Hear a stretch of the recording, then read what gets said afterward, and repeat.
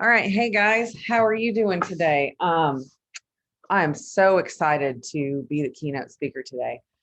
And the topic of building on adversity. So, what is adversity? Adversity happens to everyone. It's basically, when you boil it down to it, it's bad things that happen, things that get in your way that can make your life more difficult. And it happens to everyone. Um, First, I'm going to show you who I am now, and then we'll go into some of the adversity I faced on the way here to getting here. I'm the owner of the Cromeans Law Firm.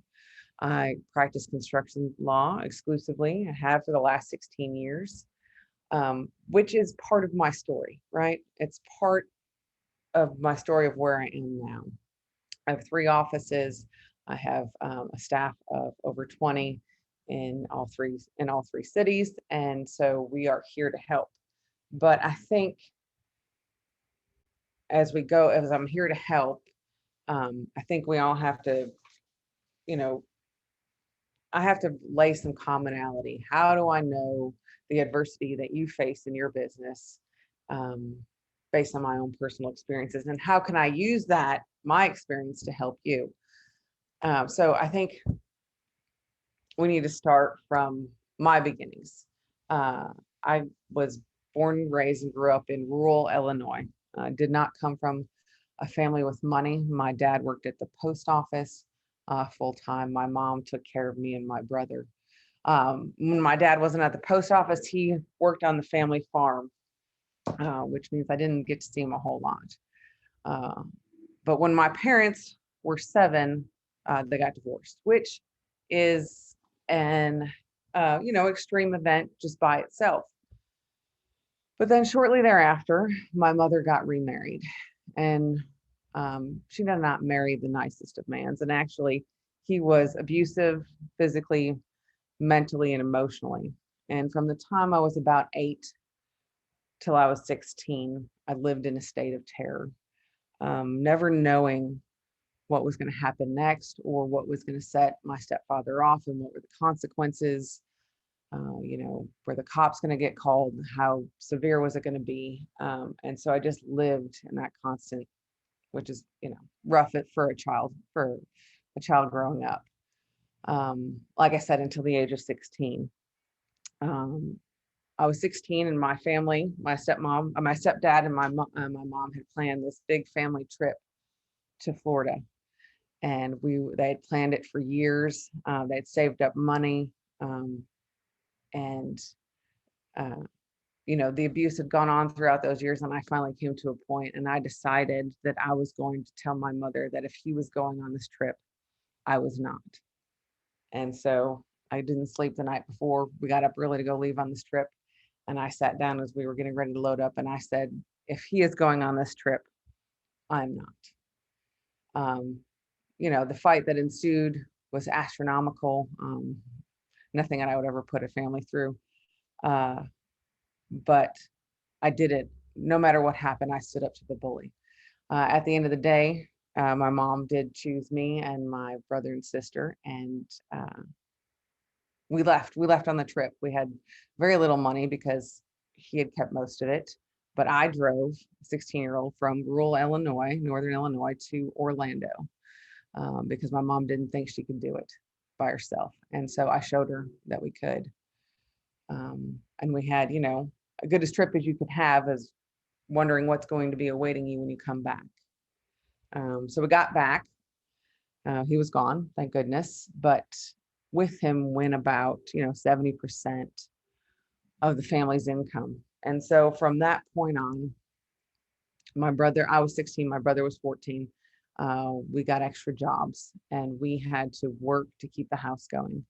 I was, obviously a full-time high school student, but at the same time also working over 40 hours a week to try to cover the bills, the mortgage, the electric. And, as hard as we tried, sometimes we still fell short and would have to go a week or two without electricity, because we couldn't afford to pay the bill. But I tell you that to tell you that, as scared as I was in that moment, I knew I would figure it out. And that's what adversity does, right? adversity will either make you a victim or it will make you stronger. And it's your choice. And really how you make that choice will determine how you live your life. And so I made the choice to stand up to that bully and to get stronger and to figure it out. And we did, and it wasn't easy. But, and then I took out loans and I went to college. I was the first in my family to graduate college. During that time, some of the jobs I worked were for my uncles who owned subcontracting businesses. One of them was an electrician. The other one owned and operated an underground irrigation company. So those were some of the jobs that I had along the way. So I know what a family business is and what it takes to run one. And so knowing that, I went to college, graduated college, went to law school. While I was in law school, and some of the pictures you see on the screen, my husband and I started a material supply company. So that would have been right around 2001. And how hard we worked to start that company from the ground up. It was me and him figuring that out. And along the way, I had to learn, collection side of things and how lien waivers worked. I also learned how essential an attorney that is familiar with construction is to a business operating. Any type of business, if they want to be successful, are going to need a help of an attorney, and specifically an attorney that is good in construction. That being said, if you wanted me to do your will, your divorce, I am not your attorney, but I am if you are in the construction industry, whether you're a material supplier, a subcontractor, or a general contractor, we are here to help. And I've built my team on the same foundation that when I grew up, I learned that you stand up to bullies. And that is what I do for companies in the construction industry, help level the playing fields and stand up and teach them how to do it, not just me, give them the tools on how to do it. That being said, that comes to what I've done in the last couple of years as all, my background of where I've come from, standing up to bullies, and then my legal career have kind of met. I've seen sub after sub get hurt by the terms of the subcontract that they didn't understand. Had a couple be sued and go out of business. No matter what I did legally, I couldn't help them. And so I realized that there's nothing I can do after you sign the contract.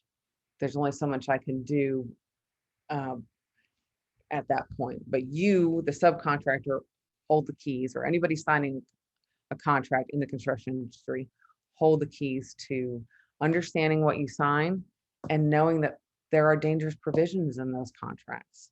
There are no set of rules that guide what can be in a contract. Basically, anything that can be in there is going to be in there. And the first rule about subcontracts is just like Fight Club, there are no rules. And so, get ready to fight, get ready to prepare to know what's in there. Even if you can't negotiate all the terms of your contract, knowing what's in there and what you need to prepare for is a huge part of it. So that's what Quit Getting Screwed is, and the Subcontractor Institute, which, because you're part of this conference, you have free access to all of the resources there. What the Subcontractor Institute is basically, I took the 20 chapters that are in the book Quit Getting Screwed that go over the dangerous provisions you'll find in contracts. And I teach courses for each chapter, and I tell you what it means. I also have some great documents there and some great ideas on how to negotiate your own contract and to know what dangerous provisions to watch out for. So because you're part of this conference, you get free access to all of that. There's, over 80 documents and free and resources. You go to checkout and you put in the coupon code Maestro Conference and you get it for free. It's a $500 value, a great value, and it can really help you understand how to negotiate and understand what you're signing if you're signing someone else's contract, and to watch out for those dangerous provisions. And the second half of the construction, the two biggest things that I deal with in the construction industry and standing up to bullies is, number one, the contract, and number two, collections. So I wrote a book specifically about Texas collections, which is called Quit Getting Stiff, which comes out in September. and it will go over how to file lien in Texas. And also the Subcontractor Institute at that same time will be updated with how to file liens in all 50 states. And also you could hire us to do it, but it really is already, and will be even a greater resource by the end of this year on understanding your contracts, being able to purchase a contract for a flat fee that's specifically for your business, and then the collection side of it. All of that is there to help companies in the construction industry, and really help you get ahead and watch out for legal landmines that you may come across in other people's contracts, and stuff. And my firm is here to help as well. But like I said, check out the Subcontractor Institute, free for you, 20 classes. And when I say classes, they're 15 minutes or under. I'm pretty direct. I get straight to the point. If you want to know on when paid clauses, there's a class on that you now have access to for free, and some ways to negotiate around that. That's a big one that we'll go over, and lots of great other resources there that are now free to you. Okay. As we dive into what you can do to stand up to bullies, and what you need to do in the construction industry and just in contracts in general, being clear is being kind. A contract to be effective doesn't have to have a bunch of legalese. And the more people can understand what you want them to do, the better the outcome will be. So I believe in a plain English contract that both sides can understand. Put whatever you want in there. The parties can agree to whatever they want to agree to, but just make sure it's in plain English so both sides can understand. If you get someone else's contract to sign that you don't understand, have somebody review it, tell you what it means. We do that for a flat fee. I think contracts 15 pages and under are under $500. We will tell you what it means and help you negotiate it. So there's no reason to sign something you don't understand, because knowing is half the battle. And then once you know, you can decide if you want to take that risk or not. And I will tell you, especially, I don't have a specific slide on this, but it's going to be a big issue for the next relevant while, is material prices and labor shortages from the effects of COVID. And there are a lot of contracts that you've already signed that you're going to have to perform under, where the material prices have gone up substantially. And what can you do about that? And then knowing that is going to be an issue, what is in this contract? What protects me, or what's going to happen if like the price of lumber has gone up 180% since this time last year? What can you build into that contract to protect yourself? And what do you need to watch out for if you're signing somebody else's contract that you would have to eat that material cost? So just some things coming up that you really need to be ready for. And so that building a better business, standing up to bullies, what do you need to do? Well, you need to have a contract. And regardless if you're signing somebody else's or drafting your own, we're going to go over some of the essential terms in the contract.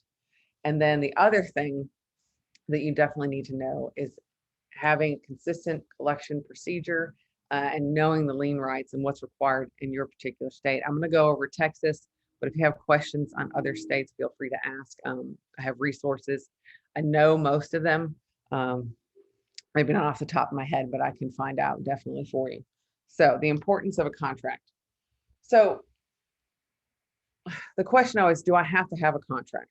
No, legally, you don't have to have a contract to get paid or enforce the terms of the contract. But practically, it only makes sense to have one, because trying to enforce a contract that is not in writing is so expensive and most likely won't be worth your time, because you have a side and the other side has a side, and it's going to be very different. The main thing that a contract does is manage expectations. And if you manage expectations, you won't have as many disputes. If each side is clear on what's going to happen next, or the scope of work that's going to be done, there will be less disputes and less needs to hire lawyers and spend fees and go to court, like we'll get into here in a second. Litigation is not where you want to be. The best you can hope for is to break even, and that rarely ever happens. You're going to pay me or any other attorney way more than it's worth. So handle this on the front end. to save yourself time and money.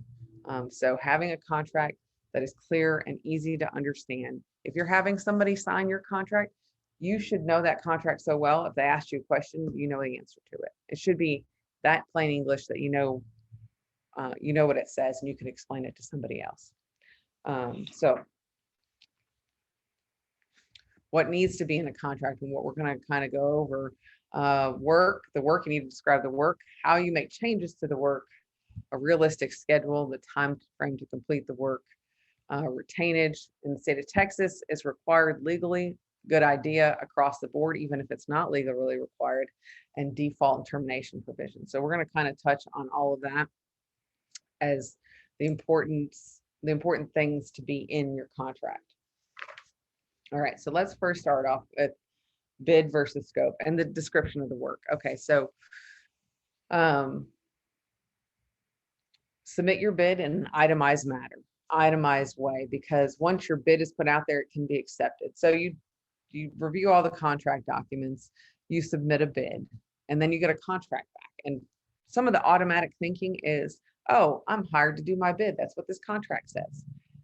Let me be very clear. You are not hired to do your bid. You are hired to do your scope of work, which is attached to the subcontract. So if you did a bid and you're signing somebody else's contract, then you need to make sure you look at the scope of work and that it matches what you bid.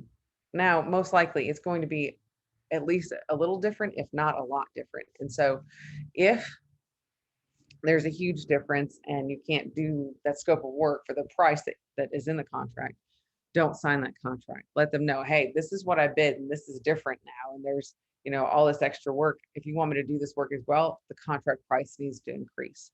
Because here's the thing, if they say they're going to change it later on and you sign that one, it's not going to matter, because once you sign that agreement, that's what you agreed to do. And the fact that he told you something or somebody told you something doesn't come into evidence, doesn't get to describe the agreement. So basically, when you sign a contract, that contract is the only thing that will describe your agreement with the other party. They call it the four corners rule. Anything in the four corners of those documents is what's going to be used. So that if you're signing somebody else's contract. Now, if you're writing your own contract, the work, you need to describe the work that you're going to do for this other party as clearly as possible. What I tell my clients is, imagine you're sitting in front of 12 jurors trying to describe the work that you're hired to do.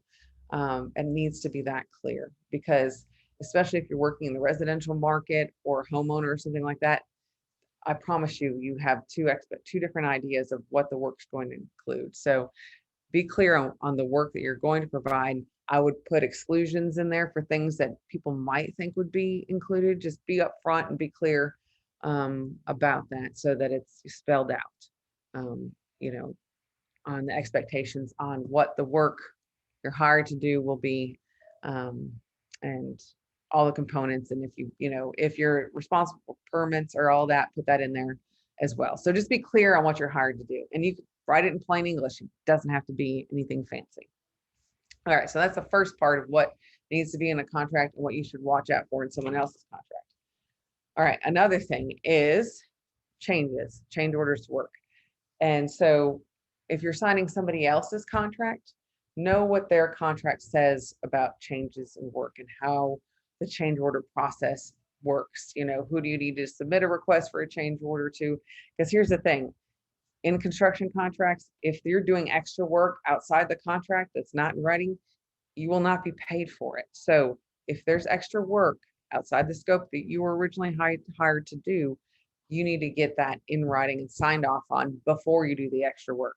Don't do the extra work and then try to come back and get it, because most likely you're not going to get it, because there's no obligation to pay you for that work if you don't get it signed in advance. So know what your contract says about who needs to sign it and when, because there's usually all these different rules. Now, what I find, if you're writing your own contract, especially on the residential market, that homeowners will be, or somebody who doesn't deal in construction will be surprised that there's something that can come up outside what you already agreed to do. And so what I do is just be upfront about it and clear about it as possible in the contract, in your conversations with them. Yes, I'm an expert in my field. I've done roofing for 20 years, but I don't have, I don't have x-ray vision. And so I can't see under the shingles to see which piece of the plywood, which sheathing is going to have to be replaced. Be upfront about that and say, hey, these are the reasons. As well as I can plan, I can't plan for everything. And if something happens, it may increase the price. So just put that in your contract. And it's if that's going to happen, we're going to go through all the options. You're going to make a decision and we're going to decide on what to do. So that they are not, completely surprised by the idea that there can be things that you don't know when you start your project, and it could increase their price. So you can do it in plain English. Just be upfront about it. Another thing, a realistic schedule.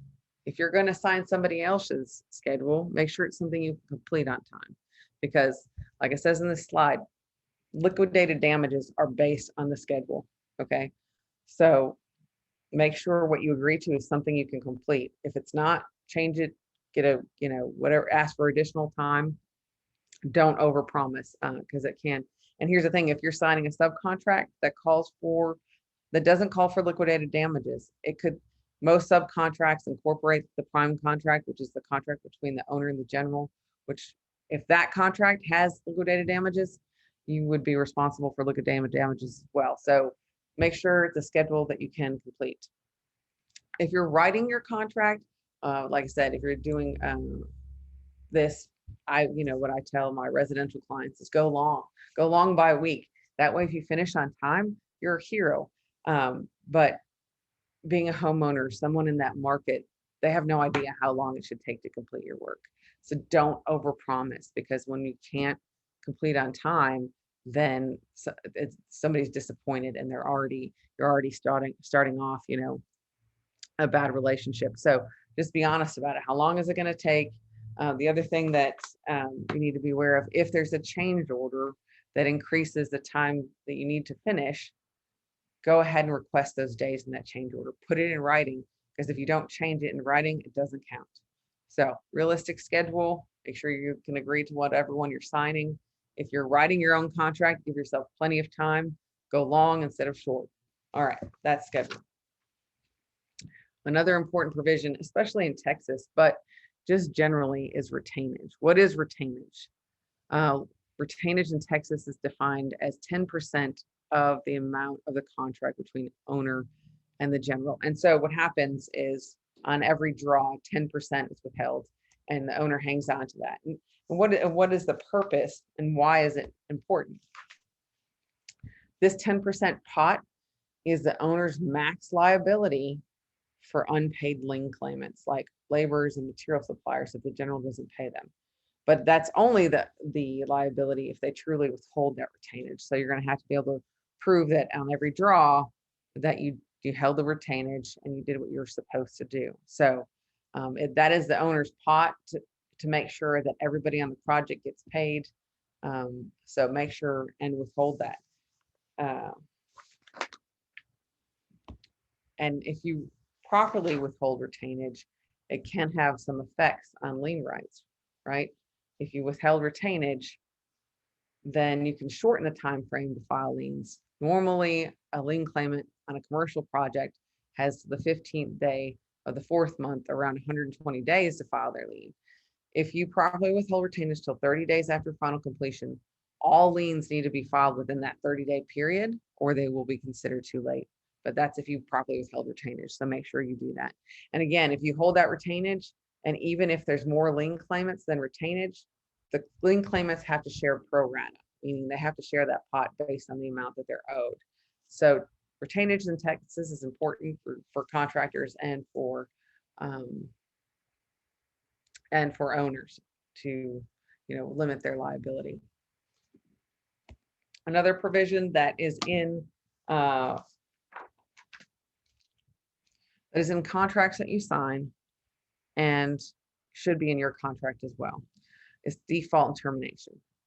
First, what is the default? A default is when you fail to follow any provision of a contract that you sign, whether it's as small as you didn't submit a daily report like you're required to. That's technically a default. Anything that's failed to be done in accordance with a contract is default. And so, and a notice of default, most contracts say if you're in default, the other side has to give you so much notice to fix or cure the default. And so, but do know that a notice doesn't have to be a certified letter from an attorney. It can be an email. It can be a text that says, hey, you need more jobs on this guy. I mean, you need more people on this project to finish on time, or, you need to clean up after yourself. That is also, a notice of default. All those things can stack up. So if you get a notice of default, make sure you respond immediately with your side of the story, whether it's, yes, I agree with you and I'm going to do X, Y, Z to fix it, or no, I don't agree with you and here's why. Don't let any notice of defaults go unanswered in writing, preferably email, because it's easier to pull up as evidence. And so here's some examples of what default provisions may look like in a contract that you sign, or some examples of what you can use in your contract if you're going to write a contract with somebody else. All right, I'm going to try to go through the rest of these kind of fast because I want to have time for you to ask questions. And so if I don't cover everything, I want to stop at about 11:50 so that there's time to go over questions, because I know we have a hard noon stop date. The important thing that I wanted to go over on termination is two things. If you're signing someone else's contract, they most likely will have a termination for convenience clause, which means they can terminate you for any reason or no reason at all, which is kind of one-sided, so watch out for those. The other thing that's important to know about termination is what happens when you're terminated. Most people think that they can just walk away from the contract and that's the end of it. That is not the case. You made a promise to whoever hired you to finish that scope of work for that price. If whoever hired you can't do that scope of work for that price and it costs them more, you owe them the difference and they can come after you for that difference. And most contracts that you sign for somebody else have, not only are they entitled to the difference in the contract prices, but there's usually like a 10 or 15% markup because for their administrative fees. So just know that when you're terminated, it's not just your money that you'll lose. You could potentially owe whoever hired you a substantial amount more. So know that going in, and really try every possible way you can to finish the project, to finish on time, to not be terminated, because it doesn't end with the termination. All right, so that is the contract side. The collection stuff, that's default termination. Okay, what is contract and collections? Now, people in the construction industry, don't be wrong, the industry all runs on credit, which makes it dangerous, but there's this great tool. There's liens. They're available in all 50 states. And what it is number one, it's leverage, but what it actually is, it gives you an interest in the property where your materials and labor went, like an ownership interest. So now you have an interest in the property just like the owner. And no owners want you to have that type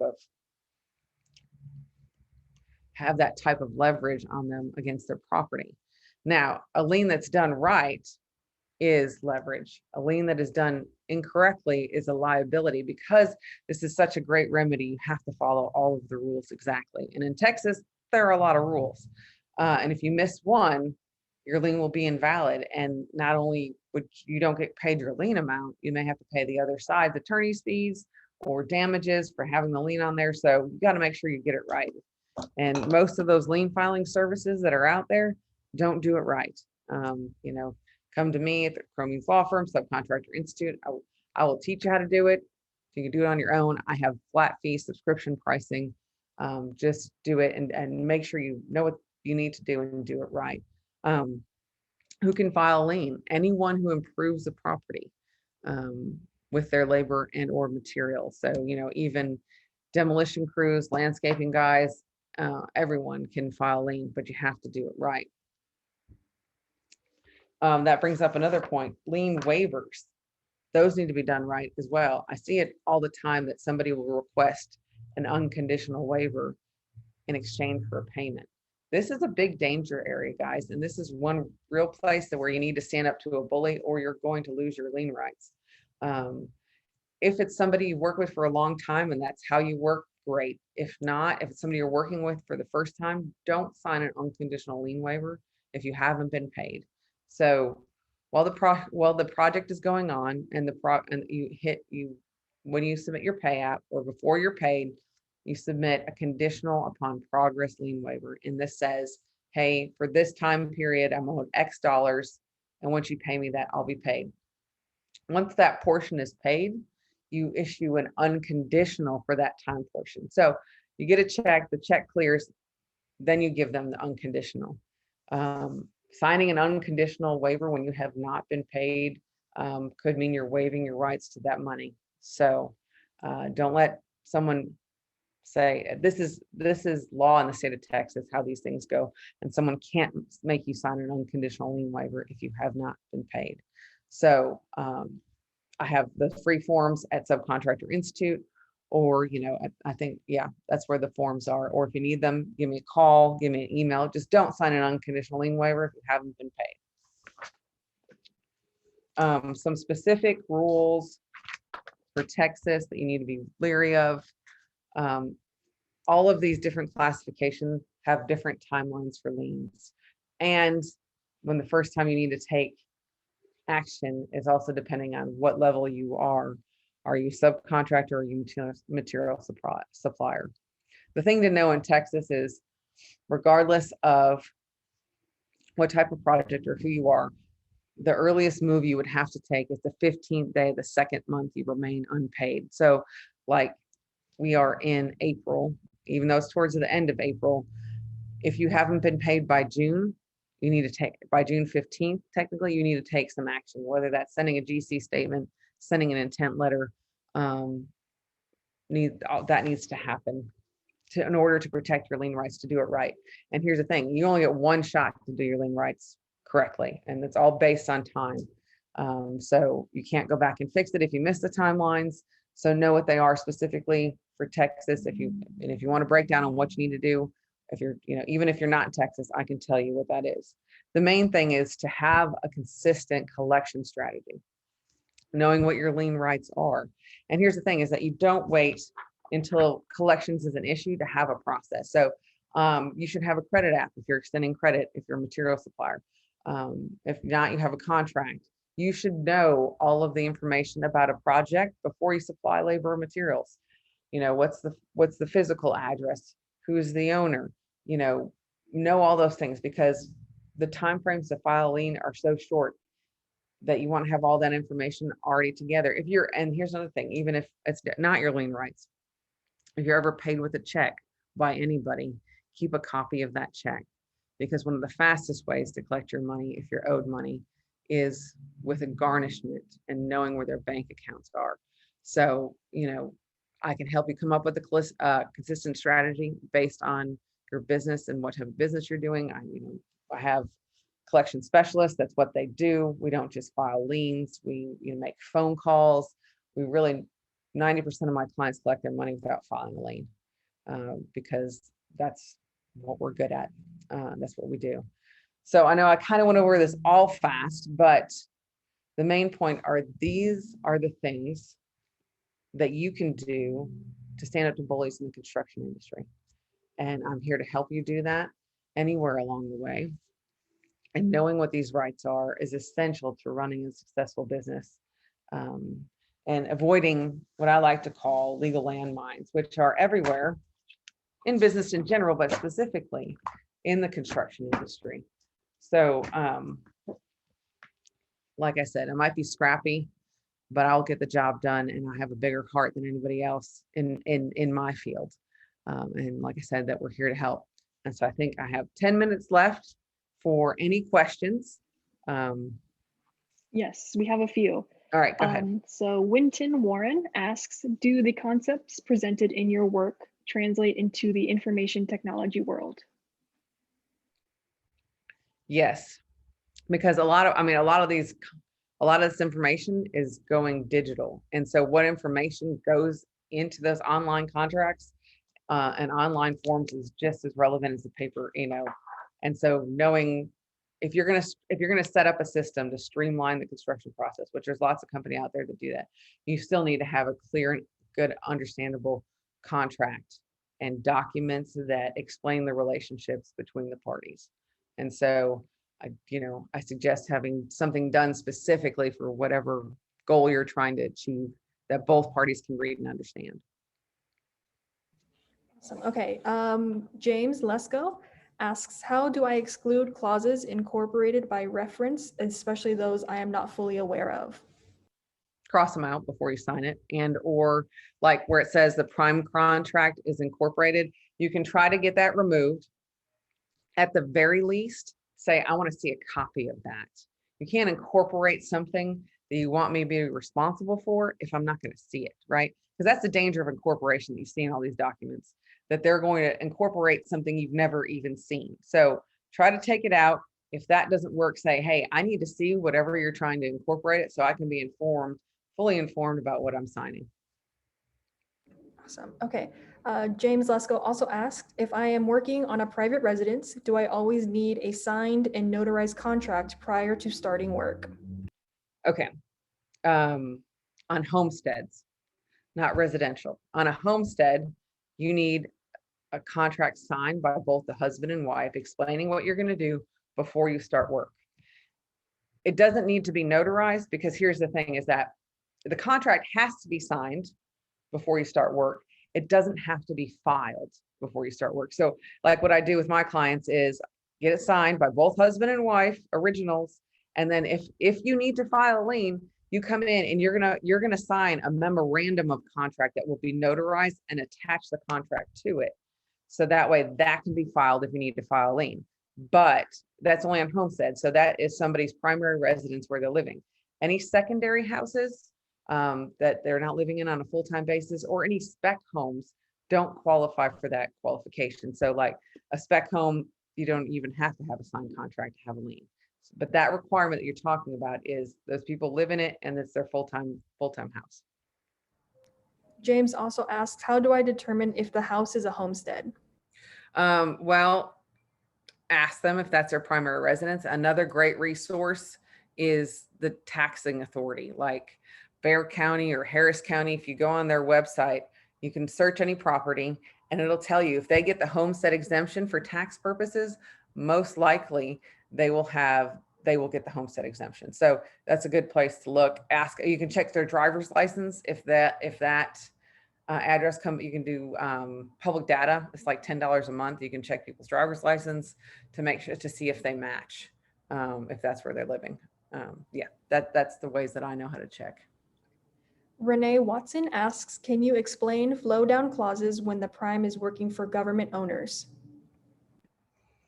I mean, it's going to be the same thing. You're going to want to see that prime contract, even if it's a government owner, because it's like the prime, even on the non commercial work, they're incorporating the prime contract into the subcontractor's work, and that's what they're trying to do in the same government work. And so you can either one, try to take out that clause that makes that contract responsible for the terms of that contract you've never seen, or hey, at least get a copy of it. And sometimes asking for a copy of it is enough for them to get to take it out. But if not, sometimes they won't take it out. At the very least, you can ask for a copy of it and see what's in there, and hopefully it's not too far different than what your contract says. Okay. Ava Villegas asks, most GC Prime would like to only use their contracts and not want to sign the subcontractor's side contract. What do you do in this case? Then the best thing that you can do, because you're right, in that situation, they're not going to assign the subcontract, is have somebody review the contract for you, let you know what's in there, what the dangerous provisions are, and then you can decide which ones you want to try to negotiate, like the pay when paid clause, or, like if you came to me and it says the prime contract is incorporated, I'm going to say, hey, why don't you ask them for this prime contract? The best thing you can do is know what's in there and know what you're signing up for and know what your risks are. Sarah Navarro, she says, question regarding retainage. Setting, a demolition contractor enters a contract as a sub under a large GC remodeling a mega HEB. The GC is also adding an addition building, which will be a restaurant. It is a 2-year project. However, the demo crew is the first sub in and is finished in a month. Can the demo contractor set up in the beginning so that they don't have to wait 2 years for their final payment? They can try, but because retainage is a legal requirement, I don't know if they'll be successful because the owner's got to hold that retainage. That means the GC's got to hold the retainage from the subs. And you're looking, even the first guys on have to wait till 30 days after final completion. But the one thing I can tell you to do is don't ever walk away from retainage and know what your time frames are. 30 days after final completion, no matter when you work, you need to file a lien. I always tell my clients to build in the cost of filing a lien for retainage because usually that's the hardest payment to get. Because if you don't file your lien, the GC is going to get paid and then there's just no more leverage. I wish I had a better answer for you, but if it's going to be, it's legally required, you can try to negotiate it out. I don't, just because the way it works, especially on a HEB project or something like that, I don't think it'll be successful. And there's really no other way around that. Awesome. Okay. And where can everyone access the Subcontractor Institute information that you mentioned before? Subcontractorinstitute.com. Just go ahead and it's got, like I said, 20 classes there. You just put in your information at checkout. You put on that coupon code Maestro Conference, and it's 100% free for you. And there's tons of documents there and everything else. So Wonderful. Okay. I think if we don't have any more questions, thank you, Carolyn, for your time and your wonderful presentation is very much appreciated. And like we mentioned in other sessions, all of this information and a recording of this presentation will be available in the Whova app on the website and on the Maestro website as well. So thank you again. And our next session will begin at noon. all right. Thank you so much, guys. Have a great day. Thank you.